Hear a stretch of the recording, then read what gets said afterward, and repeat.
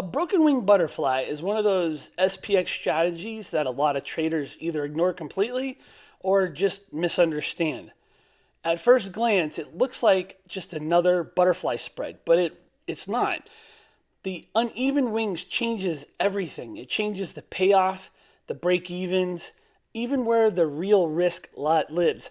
And if you understand that properly, a broken wing butterfly can become a very useful strategy. So in this video, I'm going to break down what a broken wing butterfly is, how it compares to an iron butterfly, one of my favorite strategies, and why traders use it. So where beginners get it wrong and why the payoff shape matters more than really anything else. Just a quick reminder before we begin, this video is for educational and informational purposes only. This is not financial advice. Anytime you're dealing with investing or options, make sure you do your own research and make your own decisions. A broken wing butterfly is basically a butterfly spread with uneven wing widths. In a traditional butterfly, the wings are balanced. That means like the distance between the lower strike of the body is usually the same distance or equal distance from the body to the upper strike. Now, in a broken wing butterfly, one side is intentionally wider than the other. The uneven structure is what shifts the risk, the reward, and the break-even points. And that's why traders use this. They're not trying to build the perfectly balanced butterfly, but they're trying to reshape the payoff. In the bullish put broken wing butterfly we're focusing on here, the downside wing is wider, the upside wing is narrower, and that changes where the bigger defined risk lives. This comparison matters because a broken wing butterfly and an iron butterfly are not the same trade. An iron butterfly is generally more centered and more balanced. Is usually wants the price near the middle. The risk is more symmetrical. The profit zone is centered around the short strikes. And a broken wing butterfly is different. It's intentionally asymmetrical. One side is wider, the one side is more narrower, and that shifts the risk profile. So in the bullish put broken wing butterfly example, the downside is where the larger defined risk usually lives. The upside, on the other hand, can remain profitable or near flat once the price moves beyond the safer side of the structure. So this is not just a different looking butterfly, it's a different payoff logic. All right, here's the structure.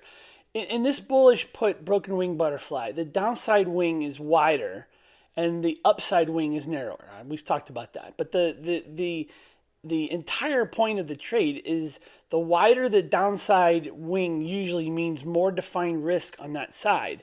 The narrower upside wing helps create the safer side of the trade.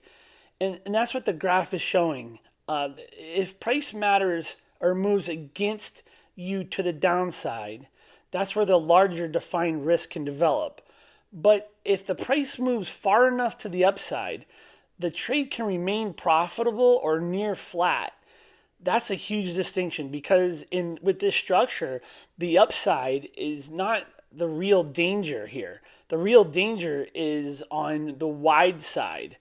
That's why we call it a broken wing butterfly. The risk is not perfectly balanced.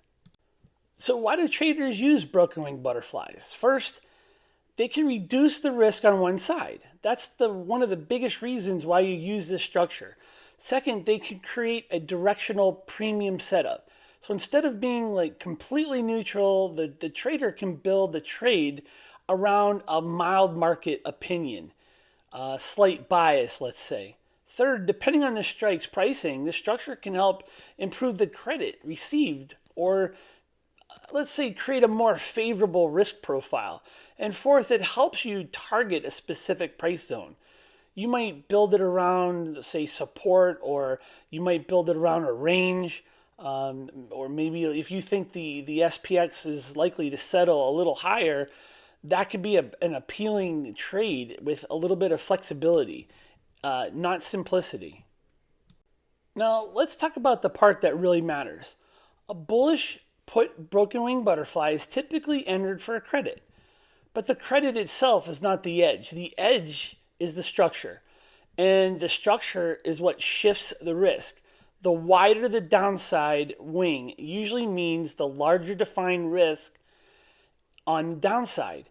The narrower the upside wing creates the safer side where price can keep moving higher and the trade can still remain profitable or at least near flat. That is why the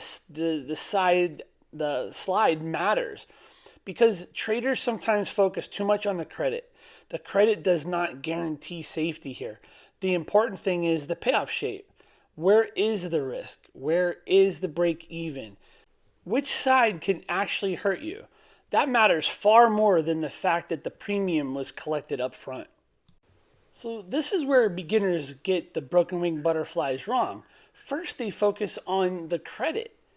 They think, I collected premium, so I must have an edge. That's just not enough. Second, they ignore the width wing risk, or the wide part of the wing risk. That's the major mistake. The wide wing is often exactly where the large defined loss is hiding. So third, they misunderstand the expiration and the settlement behavior. And fourth, they hold too long without a real plan. Broken wings does not mean no risk.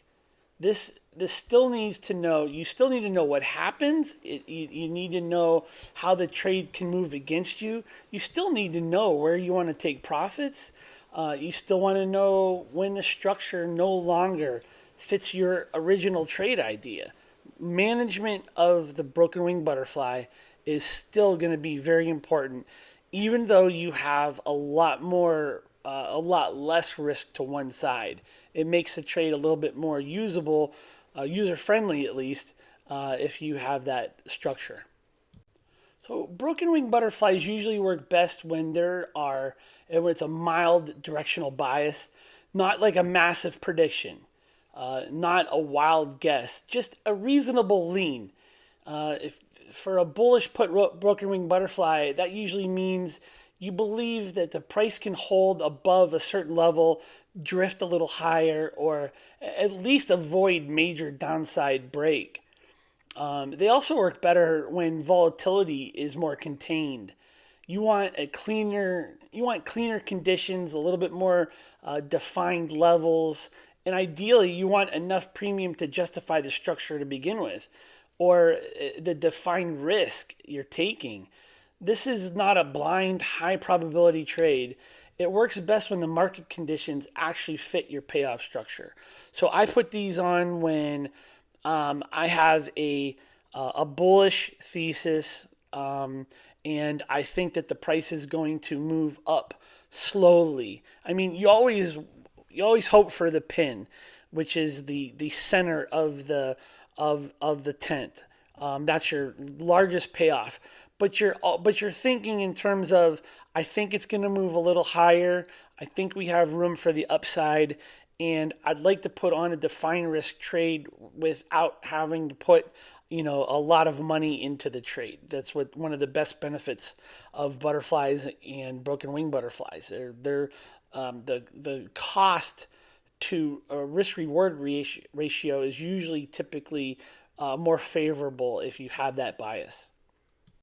With broken wing butterflies, the exit plan matters just as much as the entry. First, know which side carries the risk. In this bullish put broken wing butterfly example, the larger defined risk is on the downside. The safer side is the upside, where the trade can remain profitable or, like I said, near flat after the price moves beyond the structure. Second, take profits before perfection. You don't have to squeeze every last dollar out of these trades. Third, avoid oversized positions. Define risk does not mean small risk. And fourth, have a stop or at least an adjustment plan before you enter. You always have a plan before you enter any trade anyways. So you don't want to wait till the trade is already under pressure till you figure out what you're going to do with this thing. And fifth, Respect expiration and settlement risk. SPX can move fast, especially near expiration. The structure is only as good as the management that you have on it. If this helped you better understand broken wing butterflies, consider subscribing for more practical income investing videos. And if you want more tools and resources, visit practicalincomeinvesting.com. You also can get the free trade journal there. Thanks for watching. We'll see you in the next video. Take care.